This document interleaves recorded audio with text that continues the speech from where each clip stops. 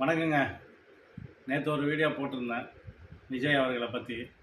அதுக்கு நண்பர் ஒருத்தர் கமெண்ட் போட்டிருக்காரு, டேய் பிளாக்ல விற்றவங்களாம் வந்து செய்வான்னு நினைக்கிறியா அப்படின்னு. பிளாக்ல விற்றாரோ இல்லை டைரெக்டாக கவுண்டரில் விற்றாரோ அது பெருசு இல்லைங்க.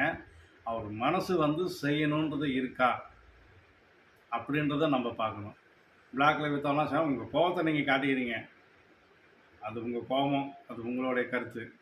ஆனால் பிளாக்கில் விற்றாரு இல்லை கவுண்டரில் நேராக விற்றாரு இது நம்மளுக்கு இல்லைங்க. செய்வாரா இல்லையா அப்படின்றத ஒருத்தரை வந்து அவருக்கு ஒரு சான்ஸை கொடுத்து பார்த்து நம்ம அதை பேசணும். அப்படியா இந்த மாதிரி கொடுத்தும் செய்யலைன்னா ஓகே, கொடுக்காமே சொன்னால் எப்படி சொல்லுங்கள். அவருக்கும் ஒரு சான்ஸ் கொடுத்து பார்க்கணும்.